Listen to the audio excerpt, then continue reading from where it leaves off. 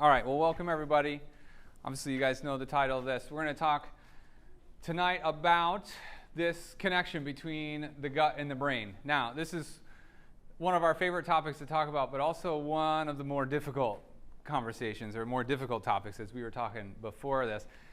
When we're looking at autoimmune disorders, there's well over 100 different types, right? And there's a whole bunch of different components and things that come into play here. But what we want to focus on tonight is really that connection between the brain and the gut and how both of them play a role and how they feed off each other and can affect each other, okay? So we looked through all of the registrations and I really tried to make sure we're going to cover the majority of what you guys put down. But if you have any questions along the way, make sure you ask, okay? Now, if it's a specific question that you don't want to ask in front of the group, you'll have time, you'll have an opportunity that we can have a conversation later. But if it's, something relatively general that you're okay asking in front of the group, someone else in the room probably has the same question. So feel free to ask, and that really kind of helps us direct the conversation. Because each one, if you guys have ever been to any of my workshops before, each of them are a little bit different, and it's a little bit driven on how you guys are hearing the information and what's making sense. But the important part is when we leave here tonight, I want you to really kind of grasp the concept and the idea. I don't want you to really kind of like leave and be like, oh yeah, I wish I would have asked this question, okay? And then there's a whole bunch of references in here, but you guys will also get a few emails after that have a lot of these references and points that we talk about. So you can certainly take notes as much as you can, but if you miss something, you will get a few follow-up emails of some of this information because we're going to cover a whole bunch, and it's not always so easy to scribble it all down, right? All right? So this is me. If you guys looked me up before you came, when I came through, this is the guy talking. I'm a chiropractor here in the Quad Cities. We focus a lot on nervous system and chronic health challenges in our office. Obviously, we get people that come in with general pain complaints, but a lot of them have other challenges along with, and a lot of times that has to do with some nervous system and other chronic health challenges. And then we do these monthly workshops. We talk about things like gut health, mental health, neurodevelopmental disorders like autism, ADHD, anxiety, those kinds of things. And what you'll learn is if you come to multiple of these workshops, is there's really a lot of commonality when we're looking across a lot of these challenges. And that's because when we work with this, we're really looking at, or really taking the approach of salutogenesis, which is really, we're trying to figure out what is the cause of the particular challenge that we're presenting on tonight, right? So biggest one here is autoimmune challenges and that gut-brain connection, but we're really looking at, okay, how do we change that from the cause side instead of just like looking at the symptoms and saying, hey, how do we cover up the symptoms? We really want to try to figure out how we're going to change or correct the cause, okay? And like I said, there's a whole bunch of books and a whole bunch of references that we're going to be taking information from and piecing it together for this workshop. So if you love to read books and research, you can certainly take a picture of that slide. But like I said, you're going to get this information kind of dripped out to you over a couple of emails after the workshop, okay? So biggest thing here, I want to make sure we know what's going on because we got to have a plan here, right? What's happening in autoimmune challenges, right? How did we get here? And then why it's happening, and then what we're going to do about it. Sound good? All right. So autoimmune disorder is kind of a big deal, kind of widespread, like we said. There's over 100 different autoimmune disorders, recognized autoimmune disorders that we're dealing with. So this young lady up here asked me about one that I was not familiar with, and that's the big challenge, right, is because there's so many different ones that affect so many different people in a different way that we're going to really, and obviously it's a big expense to the economy. We're spending $100 billion per year. And if you guys were at our last one, we talked about mental health, which is slightly more common in females than males. Well, when it comes to autoimmune disorders, it's way more common in females. It's really affecting 75% more than the males, okay? So there's a component of our genetic pool, right? Since, it affects females more than males, there's got to be a genetic component. But then there's also an environmental component, right? So we're going to really talk about the two of those together. And really kind of, if you lump those things together, if you really want to do a lot of research on it, you could look at something called epigenetics. Have you guys heard of epigenetics? If you're familiar with that term. So that's really the connection between the two, right? How does our gene pool interact with the environment that we're in? we could blame our parents for a lot of stuff, right? I have 3 kids. I'm sure they're going to blame me for all kinds of things. But it's really the commonality, especially here in the Midwest. If you guys are from the Midwest, you probably live in a very similar area as your parents. Your parents probably taught you how to cook, so you're going to eat a lot of the things that your parents ate. You might even, like my daughter's going to go to chiropractic school, so you might even do the same thing that your parents did, right? So we can blame them for a little bit, but it's really that we continue to do, we just carry on this trait within the family. We're going to eat the same foods, do the same activities, live in the same area.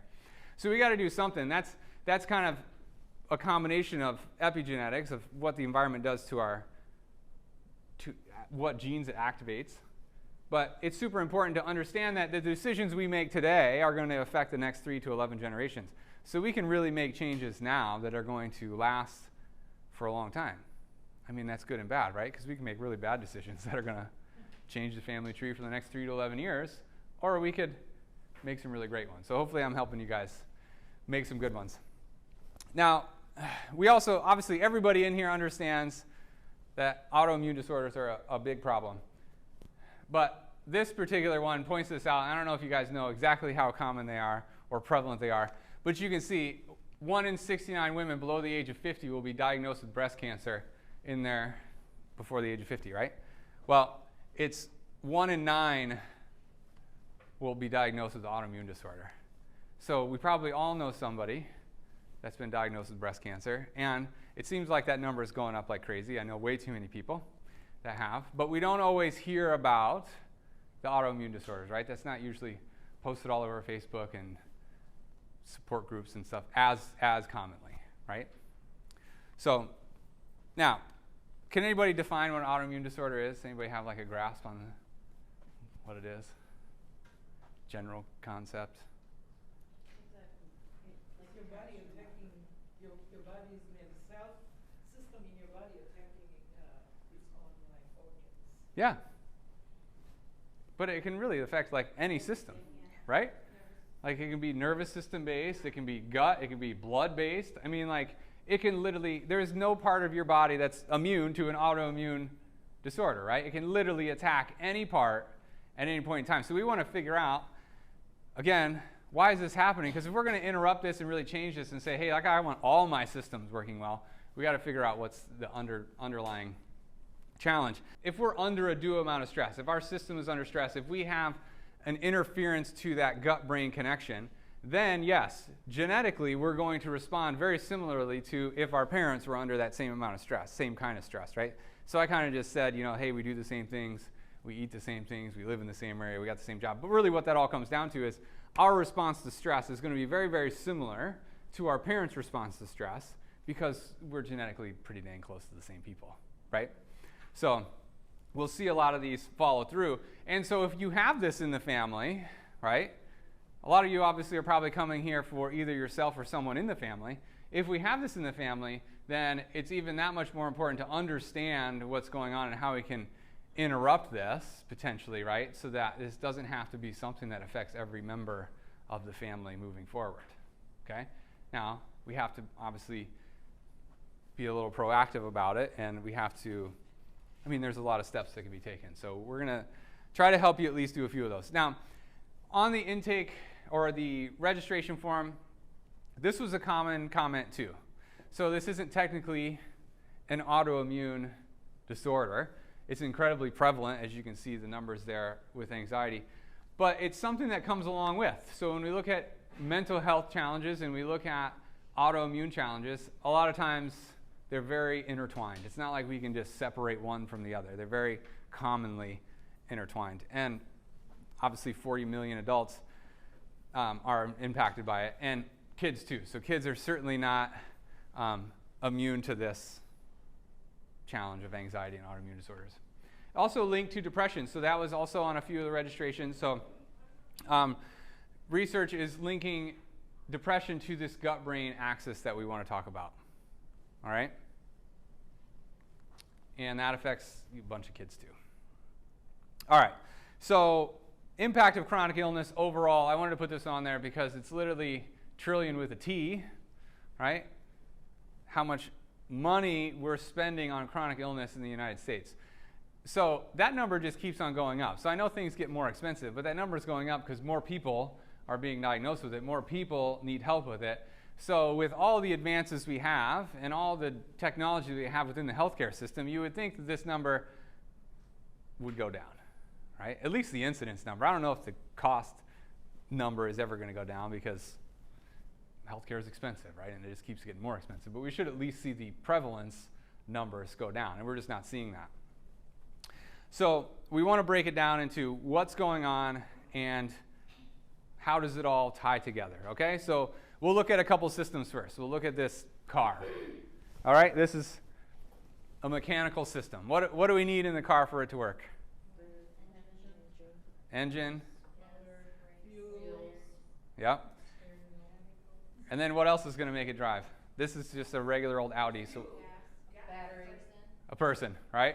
So we need parts, right? We need power, right? So we need the parts to be all in there. We need the gas to be in there. And then we need somebody to drive it. So we need some information. We need some kind of input into the system that tells it what to do, right? Pretty straightforward.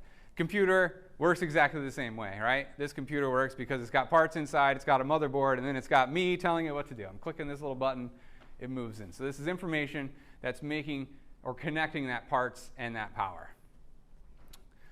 I mean, these break down all the time. You can replace the parts on a car, right? On a mechanical system, you can replace the parts, so you just buy a new car. You can replace the parts on a computer, or just get a new computer, right? Well, living systems are in some ways very, very similar, right? Because the same thing, right? They're made up of parts, right? They've got some power in here, our nervous system, and then they need some kind of information. Now, in the nervous system, why it's me standing up here when we're talking about nervous system function, that's really our bread and butter as chiropractors. We analyze the nervous system differently. We understand the nervous system differently. And then really when we look at it, the actual function of the nervous system is to perceive the environment that we're in. So all of you guys walked in here and you kind of understood what was going on in the room, right? You kind of just looked around, you gathered some information, you picked your seat, you safely sat down. This is the best place for me to sit. Nobody's going to talk to me. I go looking around, right? You gathered all that information, and then based off that information, your nervous system created a behavior, and you did what you did, right? Well, what happens if that's interfered with, right? What happens if any living system like this plant, what happens if we add some stress to that situation? What if I, made you guys all stand up right now and move around? That would cause some stress to your system. And if that's chronic stress, right? Chronic stress increases or decreases your lifespan? Decreases, right? So really what we have to figure out is if we want those parts to last a long time, disease does not happen because of an excess or lack of parts, right? We don't have too many organs. We can take a couple out and we can still live, but we don't have an excess of organs, right? And we, for the most part, can't replace them, right? So we got to figure out if we want them to last a long time, we got to figure out how we're going to reduce that stress load on them, right? Because that's the unique part about, one of the unique parts about a living system. The other unique part about a living system, right, is it can repair itself. Your car, if the alternator goes out, doesn't matter what you put in it, it's not going to come back. But in the body, if something's not functioning as well as it could be, well, it can heal, right? And a big component of that is going to be the nervous system and the gut, okay? It's a couple of the most important parts of the system. I kind of talked about this, but saying the body is self-healing? the body is absolutely self-healing, yes. You put a Band-Aid on it, you cut your finger, right? You put a Band-Aid on it, you take that Band-Aid off in a few days, and the cut's gone. The Band-Aid didn't do that. You did, right? If you go out there right now and scratch your car and put a Band-Aid over it, it's not going to heal, right? So that's one of those very unique things. Yeah, might be pretty mad about it, but that's one of the very unique things of the body, right?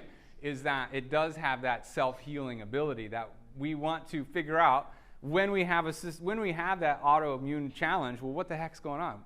It's supposed to be healing itself, not attacking itself, right? As you mentioned, it's the body attacking its own system, so it's identified it as a problem, and we have to figure out, in the long run, why is that happening? And stress is a major component of it. There's really 3 kinds of stress, and we're going to talk about those in a few minutes. But when it comes to this particular gut-brain connection, it's really the epigenetics, so we talked about this, genetic predisposition and the environmental stress. It's not just like, ooh, I had stress today in my environment. It's chronic environmental stress. And what that leads to is this microbiome depletion. So you guys heard of the microbiome? You guys know what that is? What's the most important, crucial time to develop a healthy microbiome? Yeah, up until the age of 3. At 3, you pretty much got what you got, and you're going to spend the rest of your life either supporting it or trying to rebuild it. What's the second best time to work on your microbiome? Today. So it can happen very early on. So when we talk about history and things like this, like you'll see C-section at the top of the list, none of this is ever, hey, you did something wrong or you should have done something different. This is like, hey, this is how we get here. This is how we better understand it, and this is how we can move forward once we have a good understanding of how we got here, okay? So if we don't go through the actual birth canal, we miss out on a lot of good bacteria, so C-section is one of the big ones, okay? That's obviously just for babies. The rest of these can affect everybody of any age, right? If we have too many drugs in the system as far as antibiotics, we're killing the bacteria, well, I'm going to show you in a little bit just how many bugs there are in this world. Poor diet, chronic stress, alcohol, and then altered vagal tone. Anybody heard of vagal tone? Does anybody know what that means? We got 2 people, good. Vagal tone is just a really fancy way of the calm side of your nervous system. We have something called the vagus nerve. We'll learn a little bit more about that in a second. It's called the vagus nerve because it's the wanderer. It leaves the brain and it goes all the way down through the whole body and it comes all the way back up. Okay? So it's one of the longest nerves. Well, it is the longest cranial nerve and then one of the longest nerves in the body overall. But that can lead to, if we have microbiome problems, which is all in here, right? That can lead to this leaky gut. And you guys have all heard of leaky gut, yes? Okay. One of the things I like about this workshop, too, is most people come to this workshop pretty well-rounded when it comes to the topic, right? I talk about a lot of other stuff, and this one doesn't have as many, like, moments in it. But a lot of times we're just missing a couple pieces. We're not able to, we have all the information, we're just not able to connect all the dots to what it actually means, okay? But when we have a leaky gut, there's that direct connection of that vagus nerve between the gut and the brain. It can actually start to cause inflammation and challenges within the brain. We want inflammation in the brain? No. We talked last month about mental health in the same, well, that room next door, but we talked about mental health last month, and we discovered through research and all this stuff that the #1 cause of mental health challenges is inflammation in the brain, inflammation in the nervous system, okay? Now, I just kind of scratched the surface of this gut-brain idea because this is way too much information to carry this and the mental health side in one workshop, so we had to split it up into 2. But the important part here is to know that when we look at autoimmune challenges, it's really a hyper-responsive immune response, right? Meaning like an exaggerated, like think of mucus. This is one of my, I guess, go-to analogies to help you understand. You guys know what the purpose of mucus is? Like we breathe something in, we go outside, or we're standing next to somebody that's got something going on. We breathe it in, and the mucus says, oh, that shouldn't be here. Let's trap it. Let's just create all this mucus and trap it there so it can't make it to the rest of the body. All right? We blow our nose, we cough it up, we spit it out. The allergen or the pathogen is gone, right? Well, it's going to do that, and then it should send a message to the brain that says, okay, pathogen deleted, right? And then you should stop making mucus. What happens when that loop is interrupted? We just keep on making mucus and keep on making mucus and so we're just constantly snotty, even though we're not actually fighting anything. The body just doesn't know it was supposed to stop making it, right? That's the sign. That's very similar in a very, minor hypersensitivity or a very minor analogy for what's going on in an autoimmune disorder. We've decided we need to break down a tissue, which is absolutely essential. Every single part of your body breaks down and rebuilds every day. The problem is when it stops rebuilding and it just continues to break down. And inflammation is one of the key problems when that's happening. And it leads to toxicities throughout the system. So if you guys aren't particularly familiar with leaky gut, like we all kind of know what it means. It's in the name. The gut is leaking. But we should have these cells real tight together, right? And we should absorb the things through these little fingers, right? And then the body's going to decide, all right, this is what we're going to keep, and everything else we're just going to poop out, right? But we're going to keep certain stuff. And it's going to make it through here, and then it's going to go, whatever we wanted to put into the bloodstream, it's going to go into the bloodstream. And whatever we didn't want, it's just going to keep pushing it along, right? Unless we have a space, a tear in that membrane or a separation due to the inflammation that's pushed those pieces apart. Well, now that stuff is just going to come straight through. So a lot of times, actually Aaron and I were just talking about this today, a lot of times we have an autoimmune disorder or we have some digestive challenges. We're just going to blanketly remove everything from our system. We're like, I'm not going to eat any gluten. I'm not going to eat any casein. I'm not going to X, Y. I'm just going to eat this paper right here, and I'm going to be fine. Okay? And the problem with that is you might not actually be sensitive to any of it. Right? The problem is that that casein or that gluten is just falling right between here, right? Going right through those tears or those separations, and then it's going straight into the bloodstream, which makes it throughout the body, which causes inflammation because that's not supposed to be in the bloodstream. So we have that trigger in the brain that says this shouldn't be here, let's attack it. And if that's going through your whole entire system, I mean, it could attack anything at that point, right? Because the gluten, the casein, whatever the marker is, your body's starting to attack. So we got to, as long as we have a good understanding of what's going here, so we got to heal that. Now, I'm not going to tell you the diet that's ideal for you. That's not my lane. There's a whole bunch of resources out there for it. DrAxe.com. You guys know who Dr. Axe is? You heard that name before? So it's Draxe.com is how it reads. D-R-A-X-E. Great website. I'm going to reference it here on another slide here in a minute. Great website. Type in there leaky gut. Type in there 7 signs you have it. Type in 7 things to do.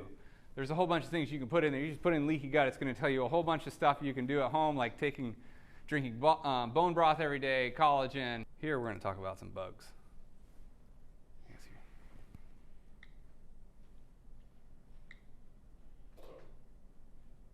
So you think you're human? There's 7 billion people on this planet. You know how many microbes there are? 5 non-million. 5 non-million. That's the number of stars in the universe multiplied by 5 million. That's a lot of bacteria. And they're everywhere. They're on this floor, they're in your kitchen sink, they're on your chair, they're on your coffee cup. And yes, they're on you.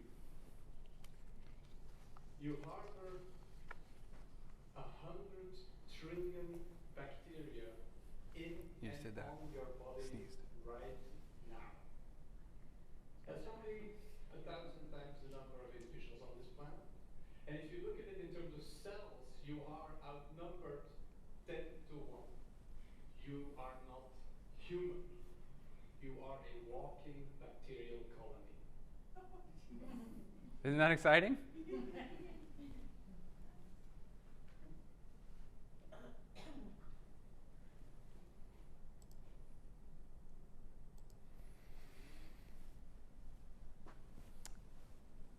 I'll talk about that later. I was going to say something about that, but. Okay, so we got leaky gut, which can lead to this inflammation or this leaky brain, right? So you guys recognize any of these symptoms? Feel those on a daily basis? Right? A leaky brain can lead to challenges within the gut. A leaky gut can lead to challenges within the brain, right? We can't separate the two. They're intimately related. And, like he just said, we're mostly bug anyway. There's foods, obviously, we talked about this, the gluten, sugars, artificial sweeteners, mass-produced meat, dairy, those kinds of things. Again, those are things that lead to it because there's elements, there's chemicals within that food that shouldn't really be in your body. And so that can actually cause that separation of the cells. It can cause the tear in the membrane. Okay? Tap water? Well, I mean, if you think of like Detroit, or where was it? Flint, Michigan, right? If you want, I don't want to like make you buy a $5,000 home filter, but if you like want to dive into it, send in a sample of your tap water. The Iowa American Water Company is supposed to release it to you, but I would just send it in yourself. There's a lot of stuff in our water, right? I mean, ours comes from Mississippi. They filter it and then you drink it. They do a pretty good job, but there's things in the Quad Cities water here like fluoride that shouldn't be in there and a whole bunch of other stuff. I don't want to go too far into it. I don't want to ruin your night. But yeah, because especially we're in farmland USA. Where does all that go? And then it goes into the water, right? So it makes it to the water table, or it runs off into the streams, which then ultimately makes it into our water table anyway. So again, there's a whole bunch of things that cause and contribute to the leaky gut. But then, like I said, I'm not going to like give you a nutritional plan tonight and be like your nutritional professional, because that's not what I do. But I want to help you to find the right resources. I think the number one reason anybody should go to any higher education, any education in general, go to a class like tonight, is because it helps you to become more resourceful. It doesn't give you all the answers. It helps you find the answers. Where should I be looking? How can I better connect the dots? Because if you just go there and you Google leaky gut, you have then the responsibility to sift through, is this actual good information, or is it just somebody that's trying to sell me a collagen supplement that they made in their basement, right? So we're just going to help you guys be resourceful. This is the one, drax.com, okay? And then, yeah, if you want to put 4 steps to heal a leaky gut, you can put that whole link in there if you want to. But just go to Dr. Axe, put it in there. He's got tons of information. We talked about this. 90% of your serotonin is made in the gut. Is serotonin kind of important? You guys heard of serotonin before? What's serotonin do? It helps you feel good, right? Helps you calm down. Yeah. But if our gut isn't working, guess what's not being made? Serotonin. So we talked last month about the mental health. Like I said, what do they get people to do? They have people take these drugs that are supposed to change their serotonin levels, and they found out, hey, look, the drugs don't actually help the serotonin levels. They just lessen the inflammation a little bit, so they feel a little bit better than you did before you were taking it, but you don't actually completely feel better, right? And that's because the gut is a huge component of it. And then this one says about 70 to 80% of your immune system lives in your digestive tract. So I love doing this one this time of year because last week, or 2 weeks ago, what's the date today? 2 weeks ago, we had, one of the most magical holidays ever, Halloween, right? So you go home and you consume a whole bunch of candy. Guess what high doses of sugar does? Inflammation goes up. Causes inflammation. It shuts off your immune system because that 70% that's in your 70 to 80% that's in your digestive tract, gone. Until your body processes all that sugar, and then it'll come back on. Well, what are we doing? We're running around, cold weather, putting that in my bucket, right? And so then the next kid's going to do that same thing. So now our immune system is down, and we're around all these other snotty, wonderful children. It doesn't just happen to kids, right? What's going to happen next week?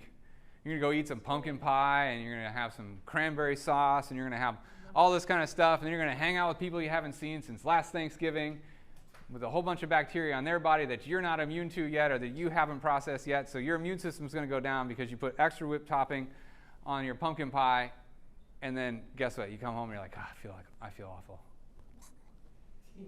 Christmas, we're going to do it again. New Year's, we're going to get blitzed, and we're going to do it again, right? It's just all these. This time of year, we don't have any natural great sunlight.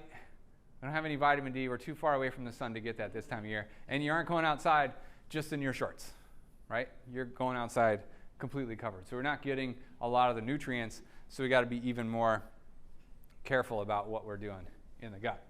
So now we're going to shift and say, what is the actual connection? Okay, so we talked a lot about the gut. We talked a little bit about the brain. Let's talk about that nice, long, wandering nerve that connects the two. It looks like this, that yellow thing. Kind of long, right? Well, it's got really two divisions of our nervous system. That big, long yellow nerve is really the primary modulator of the calmer side of our nervous system, or this growth and potential side of the nervous system, right? helps us digest food in both the stomach and the intestines. It helps us be calm. It lowers that heart rate. It allows us to salivate so we can digest our food, right? This is where we should be most of the time, right? What if a tiger ran in the back of the room right now? Would you guys freak the heck out? Yeah, and then you'd shift into what? Survival mode, fight or flight, right? And so then that's going to shut off your digestion. Who cares about digesting what they ate if there's a tiger in the room? And it creates all these other problems. What do you think most of us are in most of our day? Fight or flight, right? That is only designed to be, when that tiger comes in that door, long enough for me to get out that door and close it. Then it's supposed to shut back, well, relatively then. It's going to shut back off. Well, most of us are under that most of our day. Most of us are under that stress response most of our day, right? Whether it's our family, our work, you turned on the news, any of those things, right? Now, this really just, if you guys have seen that before, don't worry about it. That's a big, like, crazy graphic. I don't really love it. But there's these parts of the brain that are associated with memory, right? And then our stress response actually cuts right past that. So any of you guys like really bad at taking a test? You get stressed out before you take the test? So you go in and you sit in this class and you learn all the information, you read the book, you did all this stuff, and you got stressed out, and guess what it did? Cut right past the memory and just went to the part of the brain that stimulates our release of stress hormones, right? And you can't actually access the part of the brain that you're supposed to, the memory side of things, right? But your brain does remember that activity, so now every time you're at stress, it's going to just continually release that adrenaline and that stress hormone, and you get into this fight or flight mode, and nerves that fire together wire together, so it just becomes this big snowball that's rolling down a hill, and you can't gain control of it, okay? And so stress is really a major component of what interacts the two, because it's constantly stimulating that stress side of the nervous system and not allowing us to be in that growth and potential side of the nervous system, which is where things digest. It's where we heal. So if we really want to heal that digestive tract and the gut, we have to be in that growth and potential, that calm side of the nervous system. We have to figure out a way to get out of that stress response. And I think that's the biggest component that's missing, right? Anybody completely just 180 on their diet and change everything? That wasn't stressful. Was it, Aaron? This is the easiest day of your life. That's super stressful, right? So we got to figure out, okay, just the change itself is a stress. Now, a positive stress, but it's just a stress. So we got to figure out, okay, what can we do to support that stress response? Stress also leads to inflammation, which we talked about. You know, I'm not going to go too far into this one today, but it's one of the leading causes of, or it actually is now what they're seeing, the leading cause. This is why the SSRI medications do help with anxiety, depression, and those kinds of things, is because it actually decreases inflammation in the body. It doesn't actually increase the serotonin levels, okay? Now, this is a really cool study. I took a couple notes on this. This is the one that I'm going to reference that TED Talk, because the real reason this was originally added into the workshop is because this is, we talked about before when you said you can't just divorce the two. They took this relationship between psychobiotics, which is really probiotics that help the brain. So you take a probiotic, goes to the gut, good bacteria, helps the brain. They severed the vagus nerve, cut it. Let's test this out. Let's see if these rats survive if we cut their vagus nerve. Well, it literally eliminated their ability to respond to the good bacteria in the body, okay? So it eliminated their ability to heal, and especially the brain to heal through nutrients, okay? Kind of a big deal. But this study also says mice raised in a sterile environment, therefore lacking indigenous bacteria, showed exaggerated physiological reactions to stress compared to normal controls. What's the last 3 years of your life been like? 2.5 years of your life been like? Sterile? I mean, in Iowa, we were a little less sterile than Illinois, but I don't know which side of the river you guys came here from. But we literally did everything we could to eliminate all bacteria for the last 2.5 years. Mental health better today than it was 2.5 years ago? How about autoimmune disorders? Maybe I'm not going to get all political, we wanted to keep some of that bacteria. Maybe that bacteria is actually, we're mostly that, right? I happen to be standing here at 6'2", just, nicely dressed, but I'm just a chunk of bacteria. So we got to make sure we're supporting that, we're feeding that. Because if we don't feed the good bacteria, if we don't put the good bacteria on there, that bad bacteria will find us and it will take over. And that's what we've been seeing over the last few years, especially in our office with what we do, the people we see. I cannot tell you the last time I had an intake form that there wasn't autoimmune or anxiety on there, and most of the time it's both.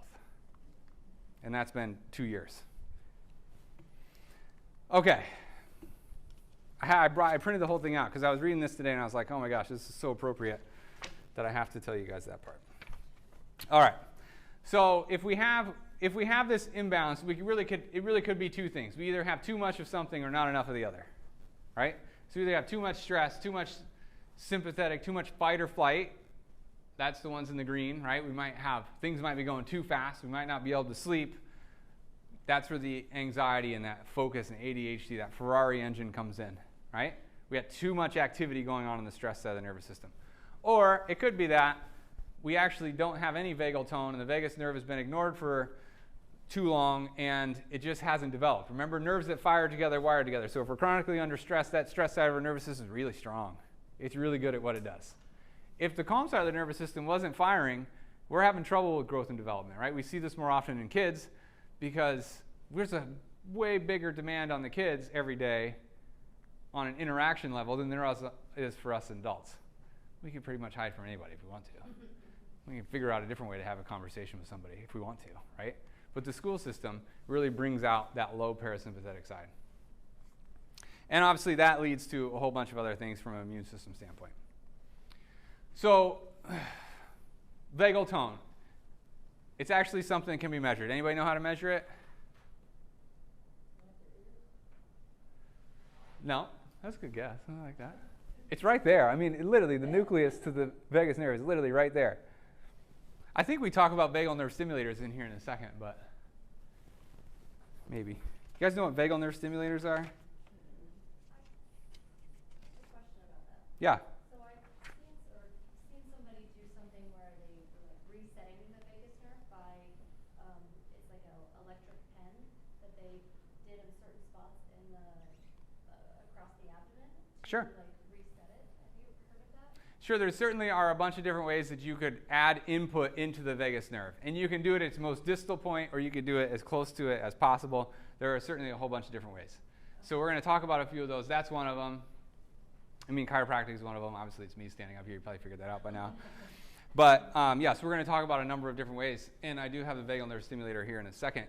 But when we look at altered vagal tone, when we look at autoimmune and the chronic illnesses like rheumatoid arthritis, multiple sclerosis, Alzheimer's, and lupus, all of those are directly tied to altered vagal tone or lessened vagal tone. So that low parasympathetic or that low growth and development side of the nervous system.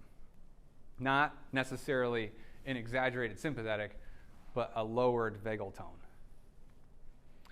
And then this is just a few more of them: chronic fatigue syndrome, fibromyalgia, Parkinson's. I want to make sure that we included most of them that you guys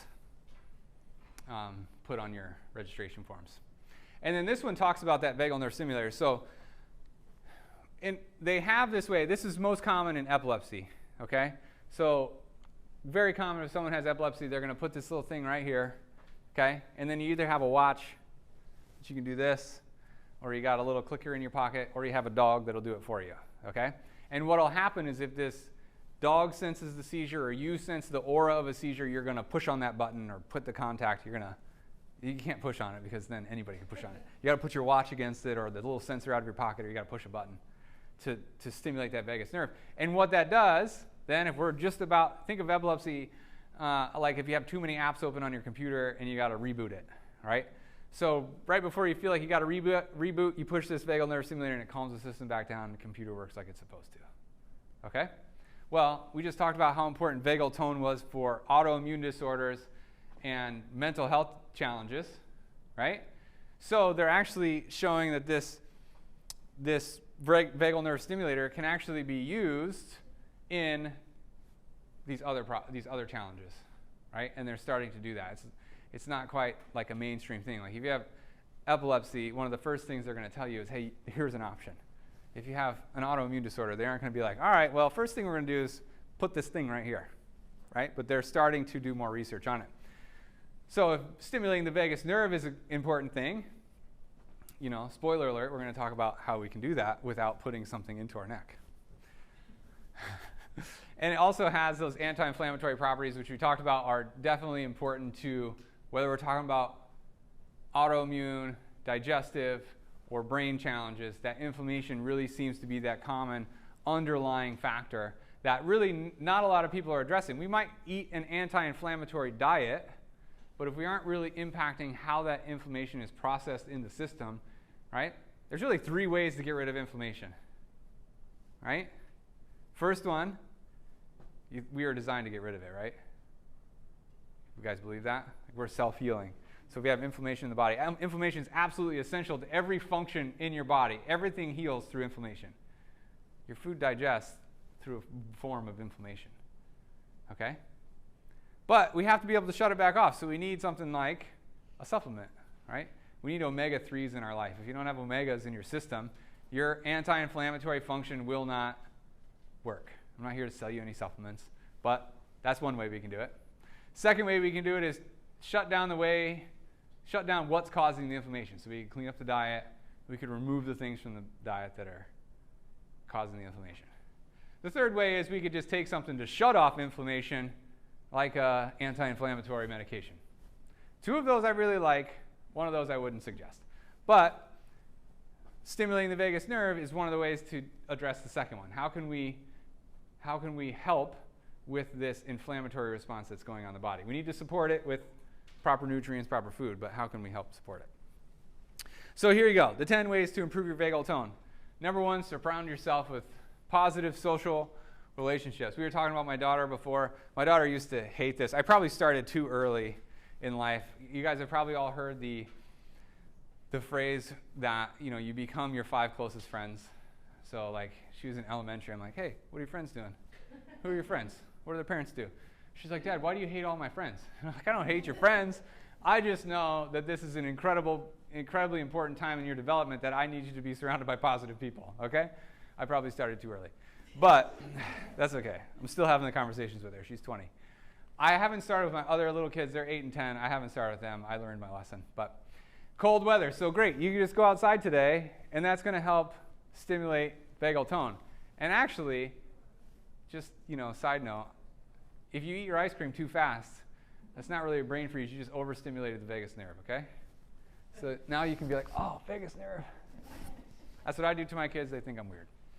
You could gargle, because that's right there too. So gargling will also give you some stimulation of it, which is very similar to the vagal nerve stimulator. It's just obviously very easy to do. And then you can see all the rest of these. Sing, massage, laughter, do some yoga. Breathing is incredibly important. I could do an entire workshop on breathing. Exercise, I think, is absolutely essential. It doesn't mean you have to go to the gym and lift weights and do all this stuff. You just got to get the body moving, and that's going to help, okay? And then number 10, you guys already knew that was coming. So chiropractic care, especially to the upper cervical spine right here, which we'll show you in a second, is absolutely key to this process. And I don't want you guys to think, oh man, you bait and switched me, you hoodwinked me. Chiropractor coming in here just trying to sell me on chiropractic care.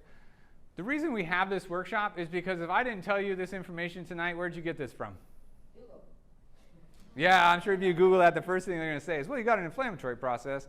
That's, your vagus nerve needs a little bit more information, and we should probably stimulate that. You could find that, because I just took all this. This is all information that's out there, but you'd have to piece all of this together, right? So the reason we have these workshops is if I'm not standing up here telling you 15 or 20 people at a time, I don't think you guys are ever going to get this information.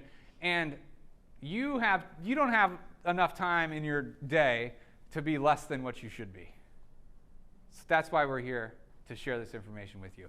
If I can even help a little bit, we've won. Whether or not you decide chiropractic care is going to work for you, I have no control over that. But I can be up here investing an hour or two in my evening to really share this information with you because we think it's literally that important that it can change. It can be a massive game changer in your day. All right, so we can measure vagal tone in the chiropractic office. We use something called heart rate variability. Anybody ever heard of that? Heart rate variability is not something new. It's been around in medical profession, healthcare profession, I should say, for decades. Okay? It's literally like a lie detector test, but I don't ask you any provocative questions. I just measure your heart rate. And it is just what it sounds like, heart rate variability. If your heart beats 60 beats per minute, it doesn't beat Mississippi-lessly. 1 Mississippi, 2 Mississippi, 3. Every one of those intervals is different. And the more variance there is, the more variability in that heart rate, the more adaptable your system is. The more it can adapt to stress. If you adapt to stress well, what happens? Your parts and your power live longer, right? It really all comes down to your ability to adapt to the stresses in your day. I bet I could go through and ask you guys and really figure out what all of your stresses are in your day. Guess what? They're going to stay there. There's about 5 to 10% of your stress that you could probably say, I'm going to get rid of that stress. I'm going to kick that person out of my circle, right? But the majority, I could eat better food, but the majority of your stress is just there.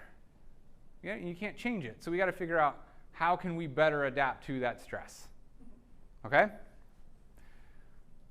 How many people know what this word means in vertebral subluxation? You guys have heard this before? All right, so this is the misalignment in the spine. This is what we work with, but the reason we want to have this conversation is this right here is your spinal cord, right? Right above that, just inside of this skull, is your brainstem. What lives in the brainstem? Your vagus nerve, your vagal nerve nuclei, the powerhouse to the powerhouse, okay? And it can literally affect neurophysiological function and literally for your entire life until something is done to improve it. And we talked about all the altered effects of poor vagal tone, right? But if we have this misalignment in here that I guess if I put the pointer up there, you guys can't see it. If we have this misalignment up here, right, that's going to impact how the blood flows to the brain, how our cerebral spinal fluid flows to the brain. It's literally going to shut off access to here. Kind of a big deal, right? If we interrupt that, right, we talked about that with the mucus. If I interrupt that connection between here and there, I'm just going to keep on having that snotty nose, right, all day. Yeah, absolutely. Okay, so this one, just to show you, I'm not just up here making stuff up. We have, adjustments. Had a parasympathetic or a impact on vagal tone. Okay? This one shows decreased inflammation. Inflammation is a major player in what? Everything we talked about tonight.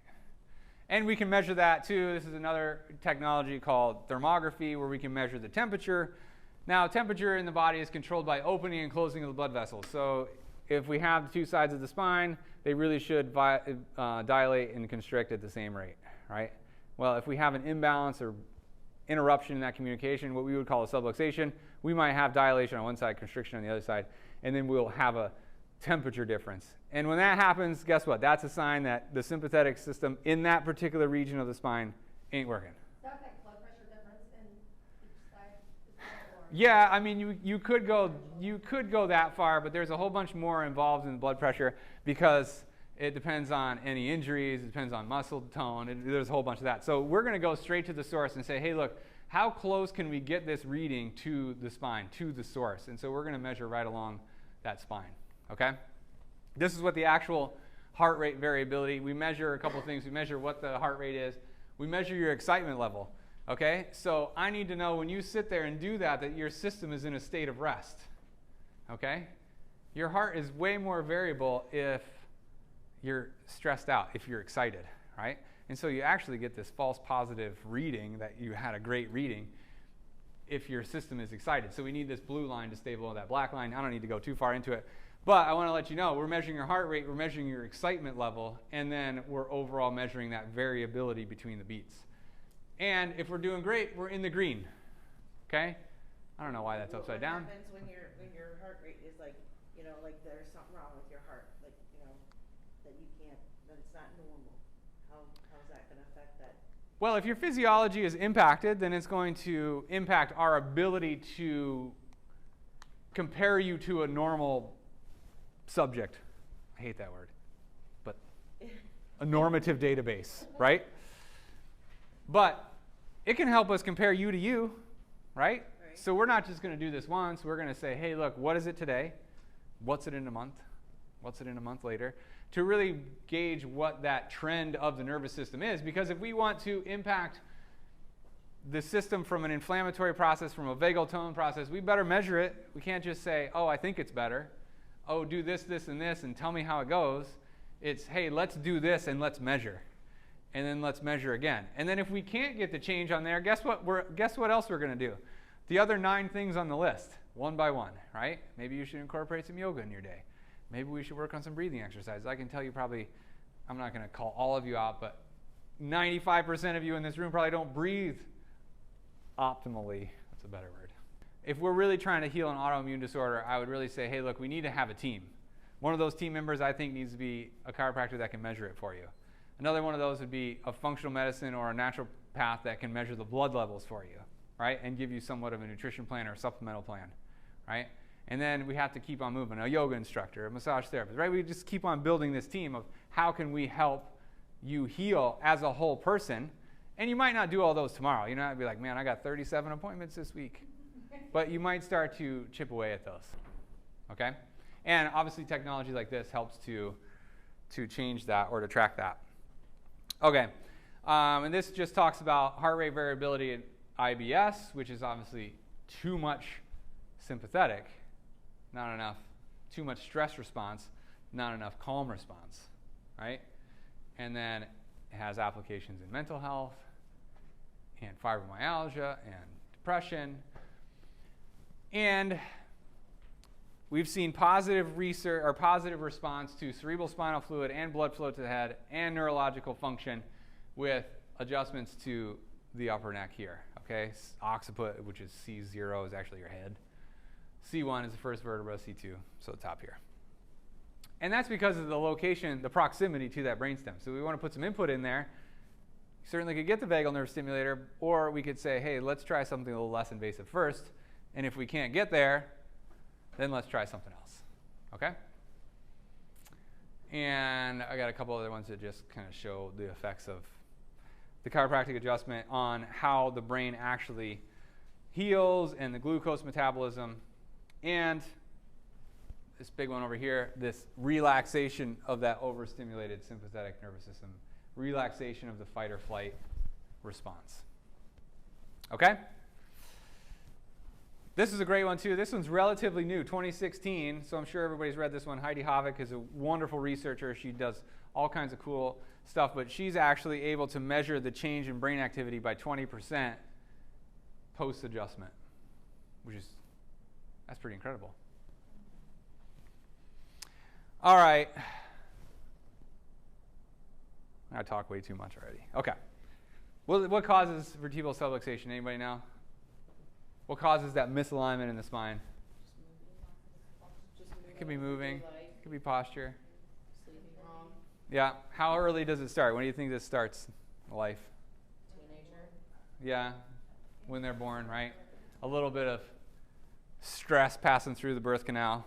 Even the most magical, amazing, perfect birth, still stressful to the system. But what it leads to is the inability to adapt to stress. We have 3 kinds of stress: physical, chemical, emotional, right? What we do with the body, what we put into and onto the body, what we think about, who we surround ourselves with. If we're subluxated, if we have an imbalance in the nervous system, we can't respond as well to those 3 stresses. And if we can't respond well to those 3 stresses, we tend to have more subluxation. So it's that negative feedback loop where the 2 things are starting to cause each other, right? Yeah, and I would say most of us probably have a little bit of stress in our day, right? All 3 of those. And this one shows how common it is early on in life. This particular study from 1987, so I'm sure all of you guys have heard this. 1,000 infants were checked, 80% were found to have misalignments in the neck. This one says 90%. This one's done all the way in 1966. One of the reasons these studies are old is because, I don't know if you guys know this or not, but the American Medical Association tried to shut down chiropractic. A lot of us were arrested here in Davenport. This is where chiropractic started. We were arrested for practicing medicine without a license because the American Medical Association said, I don't know what they're doing, but people are getting well and it's not making us any money, so let's stop them. Okay, so a lot of this research was done, and then they figured out, oh crap, these guys are actually doing something good. We better intervene. Last month we talked about mental health. There used to be chiropractic mental health hospitals here in the Quad Cities back in the B.J. Palmer days that actually had a 65% success rate of people doing success as treatment and discharge of mental health challenges through chiropractic and movement. He made them exercise. Yeah, but they shut them all down. And then this one talks about what I said. Even the most perfect birth can lead to some stress. Just think about the logistics. So beyond that, obviously there's a whole bunch of other reasons people come see us. If you did work with the chiropractor and you did work with any of those things, they're going to balance vagal tone and nervous system balance and that communication between the brain and the gut, which is going to help those things close right up, help those tears in the membrane heal, so these guys can do their job and decide what we're going to absorb and what we're not going to absorb and move the rest of it out of the body, right? That's going to be a major change in your life if you can do that. There also might be a couple other cool things that happen, okay? So these are just the added side effects of working with a chiropractor for sure, but working with balancing this nervous system. It isn't just about making your tummy feel better and making the autoimmune challenge easier to manage. It certainly, I want to make sure we understand too, isn't a cure. I'm not standing up here saying, hey, look, in 6 weeks, all of you guys are going to be clean bill of health, 100%. We got to build a team, and I think the nervous system has to be, addressing the nervous system has to be an important part of that. Because remember, our nervous system's role is to gather all this information in this room, right, in our day, in our life, and decide what comes next. Okay? What behavior, what function of the body is going to happen based on how it perceives the environment. So we better make sure that that communication between our brain and our environment and where it all happens as connected as possible. Okay? All right. I think that's all I have for you guys. If you have any questions, you can ask those in 1 second. You're going to get some emails from me because I just blasted a whole bunch of information at you, slightly longer than I said I was going to. But you're going to get some emails from us, and that just follows up with the information. If you want to, you're going to get an email that says, hey, look, your offer is about to expire. Don't worry about it. Your offer is not going to expire because the offer is, look, we can have a conversation at any time. I'm not going to charge you for it. You're going to fill out a piece of paper, a little history. You send it over to us. I'd get familiar with the history. And then we have a 15-minute virtual consult, telehealth call, whatever you want to call it. Kind of like on Zoom, just a little cooler program. And we'll have a nice little conversation, right? Super easy. And really all it is, hey, look, can I offer you some help? Can I connect you with somebody? Can I offer service to you? You know, what can I do to help you? You guys invested this time in coming here. I don't want you to just leave here and be like, well, I don't know what the hell the next step is, right? And I think it's an important conversation. I don't want to work with somebody that I can't help. That's the most, I used to do that 13 years ago when I graduated because I just, needed to eat. It's not really that fun, okay? So we really have gotten to the point where I can help people that should be in my office. And if they shouldn't be, I'm going to say, hey, look, I can't help, right? But here's some people that I think can really help you, okay?